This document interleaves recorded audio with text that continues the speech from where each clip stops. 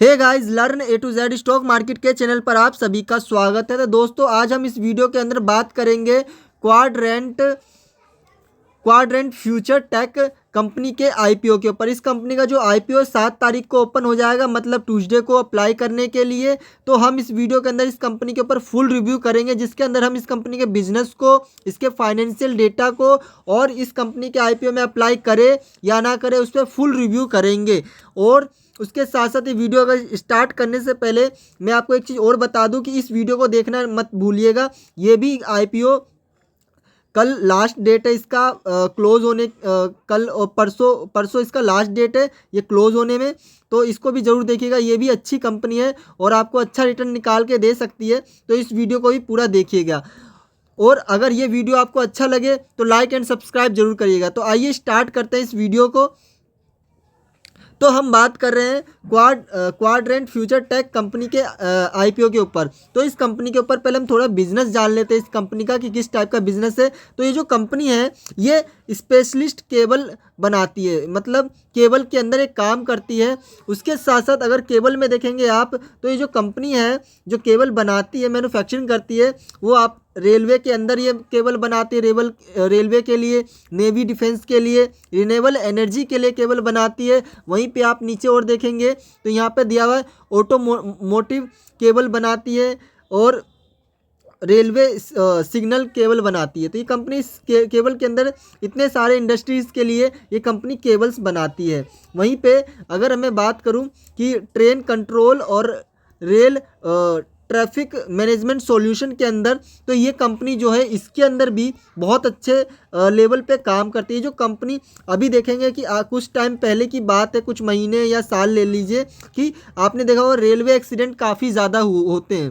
ठीक है, तो गवर्नमेंट ने इसको कम करने के लिए, इसको रोकने के लिए कवच सिस्टम पे काम करना चालू कर दिया था। इसके अंदर क्या होता है कि जो एक सिस्टम और टेक्नोलॉजी बनाया जाता है जिसके अंदर, जिसमें जो कि ये रेलवे के अंदर डाला जाता है। और वो क्या करती है कि जब ये ट्रेन, अगर एक ट्रेन इधर से आ रही है, दूसरा ट्रेन इधर से आ रहा है दूसरी साइड से, तो ये टकराने से पहले ये ऑटोमेटिक रुक जाते हैं, जिसे कवच सिस्टम का नाम दिया गया है। तो इस पे ये कंपनी काम कर रही है, ये कंपनी। और उसके साथ साथ देखा जाए तो ये कंपनी जो है इलेक्ट्रॉनिक इंटरलॉक सिस्टम पे भी कंपनी काम कर रही है। तो ये जो कंपनी जो है ये रेलवे के अंदर, स्पेशली रेलवे के अंदर अच्छे खासे लेवल पे कंपनी काम कर रही है। और तो और ये काफ़ी सारे इंडस्ट्रीज़ के लिए, रेलवे हो गए या आप देखेंगे यहाँ पे ये रिन्यूएबल एनर्जी के लिए, रेलवे के लिए बना रही है। यहाँ पर ईवी चार्जिंग केबल्स भी बनाती है कंपनी, और एनर्जी के लिए तो बना ही रही है। वहीं पे नेवी डिफेंस के लिए भी कंपनी बना रही है केबल। तो इतना अच्छा कंपनी कंपनी का बहुत अच्छा बिजनेस मुझे लग रहा है। ठीक है, अगर मैं वहीं पे कंपनी के आईपीओ के डिटेल्स की बात करूँ तो यहाँ पे आप देखेंगे कि 7 तारीख को इस कंपनी में अप्लाई करने का चालू हो जाएगा और 9 तारीख को लास्ट डेट होगा। कंपनी का जो शेयर के प्राइस का जो प्राइस और शेयर के जो प्राइस रखा गया है 275 से 290 रुपये पर इक्विटी शेयर रखा गया है। ये कंपनी एनएससी और बीएससी दोनों पे लिस्ट होगा। वहीं पे जो रिटेलर्स के लिए इसमें 10% ही रखा गया है। वहीं पे अगर मैं मार्केट कैप की बात करूं तो यहाँ पे 290 करोड़ का ये कंपनी है आईपीओ लिस्ट होने से पहले, जो कि बहुत ही छोटी कंपनी है देखा जाए तो। और तो और ये कंपनी का जो फेस वैल्यू रखा गया है 10 रुपये पर इक्विटी शेयर रखा गया है। उसके साथ साथ यहाँ पे आप प्रमोटर्स होल्डिंग देखेंगे तो काफ़ी अच्छा 93.33 रखा गया है, 33। तो ये भी देखेंगे तो प्रमोटर्स होल्डिंग काफ़ी अच्छा रखा गया और आईपीओ लिस्ट होने के बाद प्रमोटर्स होल्डिंग 70% कर दिया जाएगा। तो ये बहुत अच्छी बात है। और यहाँ पे आप देखेंगे कि जब आईपीओ इसमें लास्ट अप्लाई डेट 9 तारीख होगा, तो उसके बाद 10 से 13 तारीख को आपको ये इंफॉर्मेशन मैसेज के थ्रू बता दिया जाएगा कि आपको आईपीओ अलॉटमेंट मिला है या नहीं मिला। अगर नहीं मिला होगा तो आपके पैसे रिफंड हो जाएंगे, और अगर मिला होगा तो आपके शेयर डीमेट अकाउंट में शो करेंगे।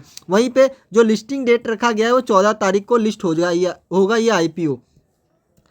उसके साथ साथ यहाँ पे आप अगर देखेंगे कि जो एक लोट में 50 शेयर्स रखे गए हैं और जो रिटेलर्स है मिनिमम 1 लॉट अप्लाई कर सकता है और मैक्सिमम 14 लॉट, और जो 1 लॉट का प्राइस रखा गया 14,500 रखा गया है। वहीं पे अगर मैं स्मॉल HNI कोटे की बात करूं तो 2 लाख से 10 लाख इन्वेस्ट किया जा सकता है इसमें, और मिनिमम जो लॉट होगा वो 14 लॉट होगा।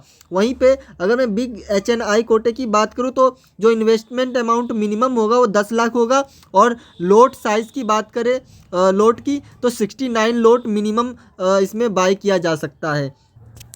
अगर मैं अब इस कंपनी के लास्ट 2 से 3 साल के फाइनेंशियल डेटा की बात करूं तो यहाँ पे आप देखेंगे कि 2022 में कंपनी के पास जो एसेट्स था वो 112 करोड़ के आसपास था। वहीं पे 2024 आते आते ये एसेट्स बढ़कर 142 करोड़ के आसपास आ गया। तो देखा जाए तो कंपनी का एसेट्स बड़ा है, वो अच्छी बात है। वहीं पे अगर मैं रिवेन्यू की बात करूं तो 2022 में कंपनी के पास 104 करोड़ का रिवेन्यू था। वहीं पे 2024 आते आते ये रिवेन्यू बढ़कर 151 करोड़ के आसपास आ गया। तो कंपनी का रिवेन्यू भी ठीक ठाक बढ़ा है और कंपनी का एसेट्स भी हमें ठीक ठाक बढ़ता हुआ दिखा है। अगर मैं कंपनी के प्रॉफिट की बात करूं या प्रॉफिट आफ्टर टैक्स या पैट मार्जिन की, तो यहाँ पर आप देखेंगे 2022 में कंपनी के पास करीब 2 करोड़ का प्रॉफिट था। वहीं पे 2023 आते आते कंपनी का जो ये प्रॉफिट है बढ़कर 13.9 करोड़ का हो गया, और तो 2024 आते आते वही प्रॉफिट बढ़कर फिर से 14.71 करोड़ का हो गया। तो आप यहाँ पे देखेंगे कि कंपनी का जो प्रॉफिट है हर साल बढ़ा है, लेकिन ध्यान रखिए कि कंपनी बहुत ही छोटी है, करीब 260 करोड़ के आसपास की कंपनी है। तो बहुत छोटी कंपनी, उसके बावजूद भी ये कंपनी ठीक ठाक प्रॉफिट निकाल कर दे रही है। स्टार्टिंग में क्या होता है, जब कोई कंपनी बहुत छोटी कंपनी होती है तो वो प्रॉफिट सही से जनरेट नहीं कर पाती है, और ये कंपनी फिर भी अभी प्रॉफिट जनरेट कर रही है, वो बहुत बड़ी बात है। वहीं पर अगर मैं बात करूँ कंपनी के रिजर्व की, तो आप यहाँ पे देखेंगे 2022 में कंपनी के पास करीब 5.61 करोड़ का कंपनी के पास रिजर्व था। वहीं पे 2024 आते आते रिजर्व बढ़कर 34.11 करोड़ का रिजर्व हो गया। तो कंपनी के पास रिजर्व है। उसके साथ साथ अगर मैं बोरिंग की बात करूं तो ये एक मुझे थोड़ी प्रॉब्लम लगी है कि कंपनी के पास 2022 में 80 करोड़ के आसपास का बोरिंग था, कर्जा था। वहीं पे 2024 आते आते ये बोरिंग अभी भी 81.61 करोड़ के आसपास का बोरिंग है, कर्जा है। तो कंपनी जो है बोरिंग, कंपनी के पास कर्जा अच्छा खासा है, लेकिन यहाँ पे अगर मैं बोरिंग को छोड़ दूँ अभी, क्योंकि ये एक प्रॉब्लम तो है, बोरिंग है कंपनी के पास, लेकिन कंपनी का अगर बिजनेस आप देखेंगे कि कंपनी एक तो केबल के अंदर काम करती है, ऊपर से ये रेलवे के अंदर काम कर रही है। आप प्रॉपर देखेंगे इस कंपनी के बिजनेस को, जितना मैंने बताया था अभी, तो ये आप देखेंगे ये कंपनी प्रॉपर रेलवे के अंदर काम कर रही है। चाहे वो केबल वायर को लेके ले लो या फिर वो सेफ्टी डिफेंस को ले लो।